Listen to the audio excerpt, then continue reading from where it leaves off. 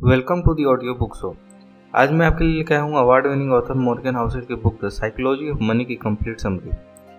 Morgan Housel के द्वारा अमीर बनना या फाइनेंशियल फ्रीडम हासिल करने का आपके स्मार्ट होने या आपके हार्डवर्क से बहुत ही कम लेना देना होता है। बजाय इसके आपका अमीर बनना इस बात पर ज़्यादा डिपेंड करता है कि पैसों को लेकर आप कैसे बिहेव करते हैं। अगर आप फाइनेंशियल एजुकेशन में जीनियस है और फाइनेंस के फील्ड में आपका नॉलेज ज़बरदस्त है, लेकिन अगर आपके पास बिहेवियर स्किल नहीं है तो ये आपके लिए एक फाइनेंशियल डिजास्टर साबित हो सकता है। फाइनेंशियल सक्सेस कोई हार्ड साइंस नहीं है, बल्कि एक ऐसा सॉफ्ट स्किल है। इस सॉफ्ट स्किल को ही द साइकोलॉजी ऑफ मनी कहते हैं। तो चलिए शुरुआत करते हैं इसके पहले चैप्टर से। Chapter 1, no one's crazy. हम में से हर कोई लाइफ के एक छोटे से पार्ट को एक्सपीरियंस कर पाता है। इस एक्सपीरियंस के बेसिस पर ही हम ये सोचते हैं कि हमें पता है कि इस दुनिया कैसे काम करती है। लेकिन असल बात तो यह है कि अपनी लाइफ में जो भी एक्सपीरियंस करते हैं वो हमारे सर्कमस्टेंसेस और हमारी कंडीशनिंग और दूसरे कई फैक्टर्स पे डिपेंड करता है। एग्जाम्पल के तौर पर जो इंसान गरीबी में बड़ा हुआ है, रिस्क और रिवार्ड को लेकर उसकी सोच उस इंसान से बिल्कुल अलग होगी जो अमीरी में बड़ा हुआ है। ईयर 2006 में national bureau of economic research ने पिछले 50 साल के डाटा को लेकर ये देखने के लिए स्टडी किया कि लोग किस बेसिस पर रिस्क लेते हैं। उन्होंने पाया कि किसी भी इंसान के रिस्क लेने की क्षमता उसकी पर्सनल हिस्ट्री पर डिपेंड करती है, ना कि उसके एजुकेशन या इंटेलिजेंस पर।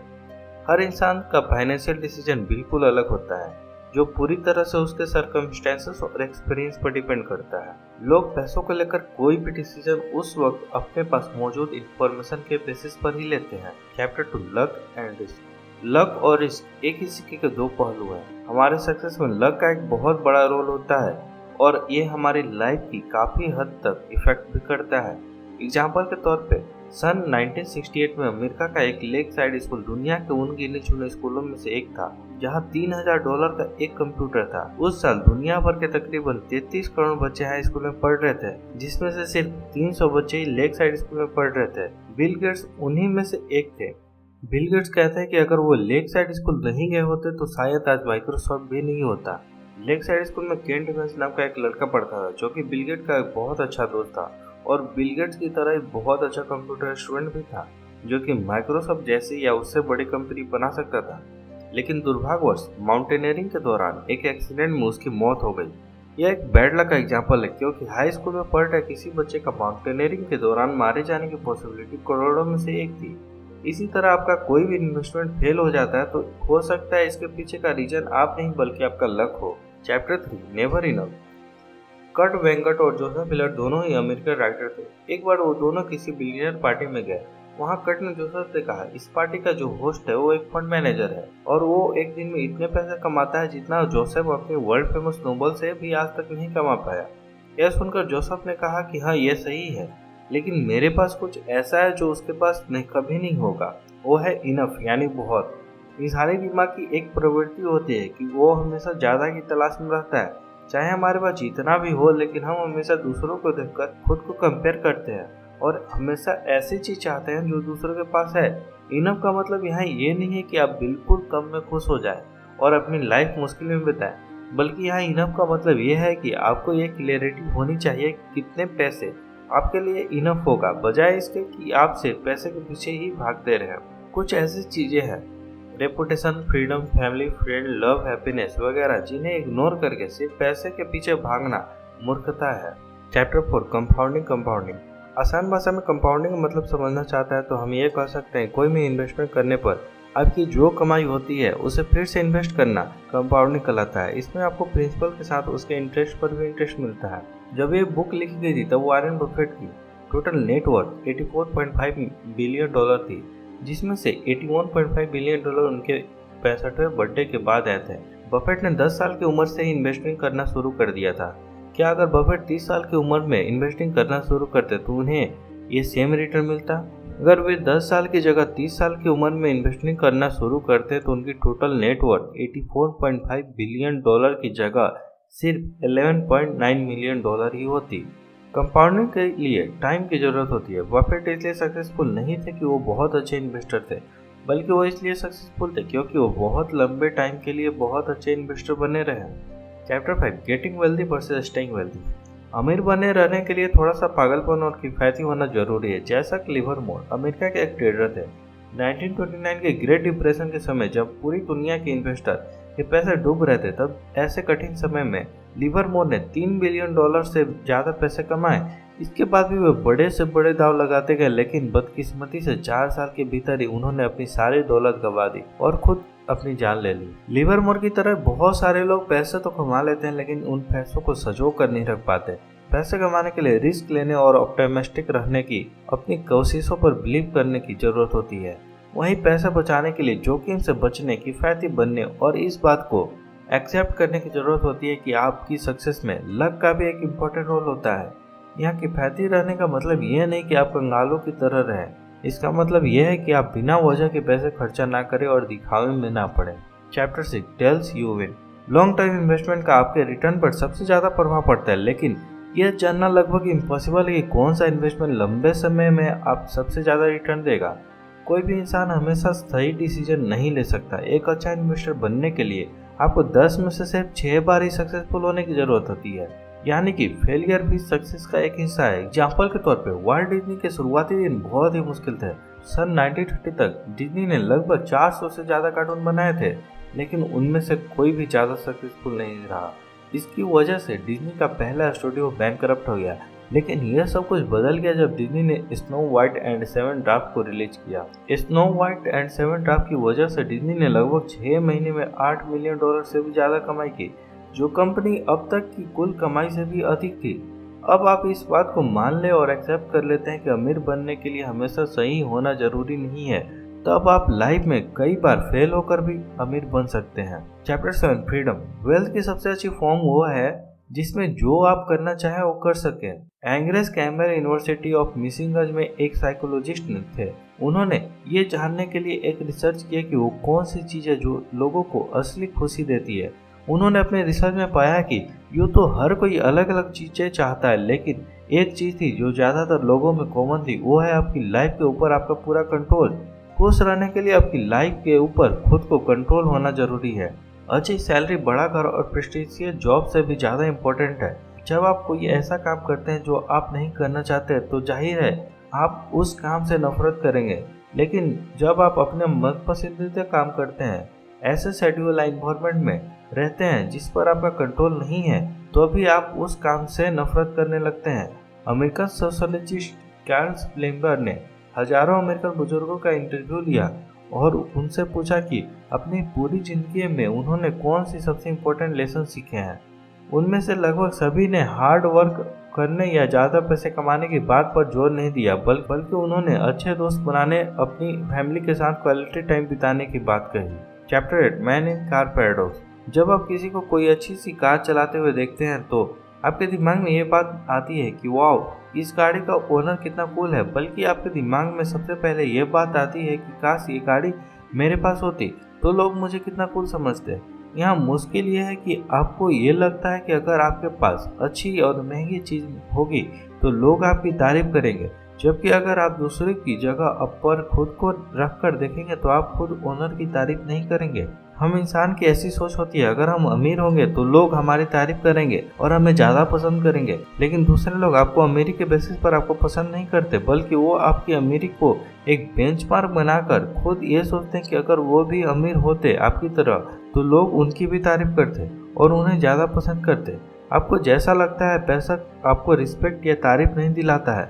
ह्यूमैनिटी यानी विनम्रता, काइंडनेस और एम्पैथी जैसी चीज़ें हैं जो वेल्थ के मुकाबले लोगों की नज़र में आपको ज़्यादा पसंदीदा और रिस्पेक्टेड बनाती है। Chapter 9 wealth is what you don't see. ज़्यादातर लोग जो महंगी फैंसी कार चलाते हैं वो एक्चुअल में अमीर नहीं होते। वे अपना ज़्यादातर पैसे अपनी महंगी कार के ऊपर खर्च कर देते हैं, ये बताने के बजाय कि ऐसे लोग को पैसा की समझ नहीं है। एक महंगी कार ये बताती है कि ऐसे लोग को पैसा को बिल्कुल समझ नहीं होती। हम इंसान अक्सर बाहरी इंफॉर्मेशन के बेसिस पर ही लोगों को जज करते हैं, जैसे कि कोई कौन सी कार चलाता है, कैसे घर में रहता है, किस तरह के कपड़े पहनता है, लेकिन वास्तव में असली वेल्थ अदृश्य है, अनसीएबल होती है। ये ऐसे एसेट होते हैं जिन्हें बाहरी दिखावटी चीज़ों में नहीं बताया जा सकता।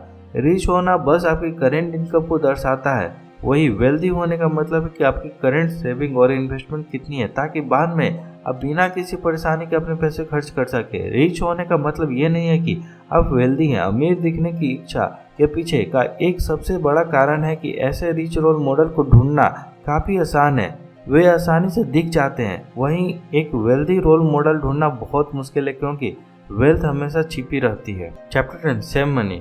आपके खर्चे करने के बाद बचे पैसों को जमा करना ही वेल्थ कहलाता है। वेल्थ इकट्ठा करने के लिए आपको एक हाई इनकम की जरूरत नहीं है, बल्कि आपको हाई सेविंग की जरूरत है। आपकी वेल्थ की वैल्यू आपकी इच्छा और ज़रूरत पर डिपेंड करती है। आपकी सेविंग आपके ईगो और आपकी इनकम के बीच का एक गैप है।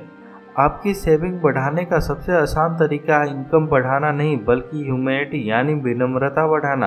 अगर आप अपनी इच्छाओं को कम करोगे तो आप कम खर्चा करोगे, और आप अपनी इच्छाएं तभी कम कर सकते हैं जब आप इस बात पर ज़्यादा ध्यान ना दें कि लोग आपके बारे में क्या सोचेंगे। पैसा बचाने के लिए रीजन की ज़रूरत नहीं होती। बिना किसी गोल के सेविंग करना लॉन्ग रन में आपको फ्लेक्सिबिलिटी दिला सकता है, और आपके पास हर चीज़ के लिए ज़्यादा ऑप्शन होते हैं। Chapter 11 reasonable relational and room for errors.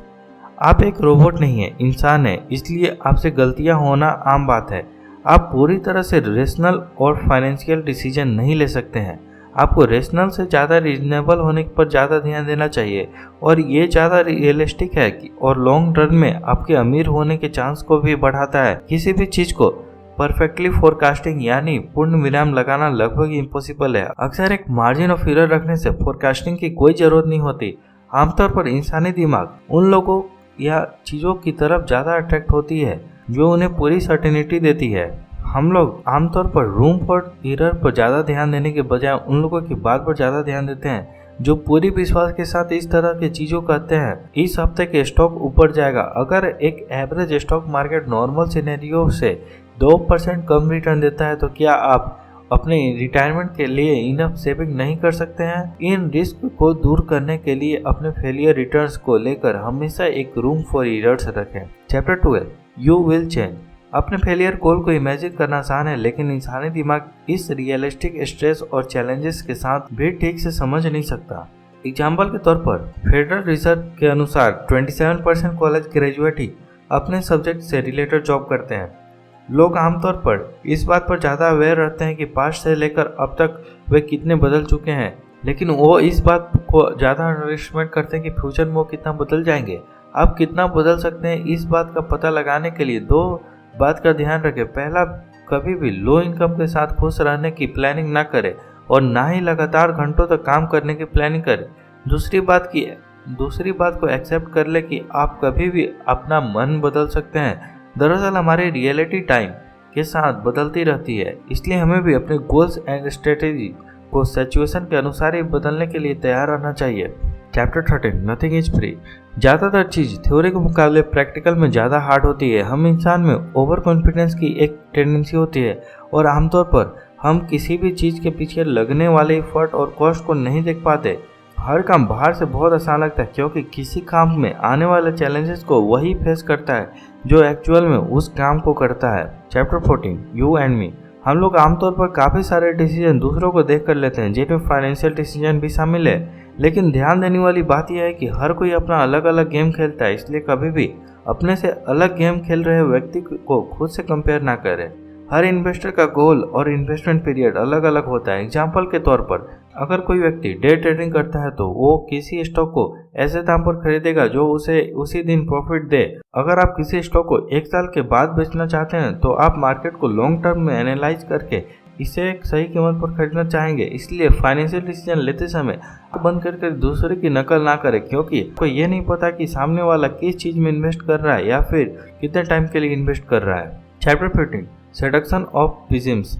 आमतौर पर हम लोग पिजिम्स यानी निराशावाद पर ऑप्टिमिस्ट से ज़्यादा ध्यान देते हैं। हम लोग अक्सर ऑप्टिमिस्ट पर इसलिए ज़्यादा ध्यान नहीं देते क्योंकि ऑप्टिमिज्म के मुकाबले पेसिमिज्म कई रीजन से आसानी से अट्रैक्टिव होता है।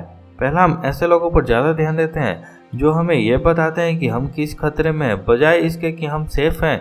दूसरा, आजकल का मीडिया ऑप्टिमिज्म या पॉजिटिव खबरों की बजाय पेसिमिज्म या नेगेटिव खबरों को ज़्यादा दिखाते हैं, क्योंकि उन्हें भी पता है कि लोग ऐसी खबरों की तरफ ज़्यादा अट्रैक्ट होते हैं। तीसरा, आमतौर पर किसी भी चीज़ का प्रोग्रेस धीमा होता है, लेकिन वही डिस्ट्रक्शन या फेलियर बहुत जल्दी होती है। जिसकी वजह से हम लोग प्रोग्रेस को अनदेखा कर देते हैं, जबकि हाल ही में हुए किसी नेगेटिव इवेंट की ओर ज़्यादा अट्रैक्ट देते हैं। इसकी वजह से शॉर्ट टर्म का पेसिम्स लॉन्ग टर्म के ऑप्टिम्स पर भारी पड़ जाता है। अगर आपको ये वीडियो पसंद आया हो और अगर ऐसा वीडियो चाहते हैं तो हमारे चैनल को सब्सक्राइब करके हमें सपोर्ट करें।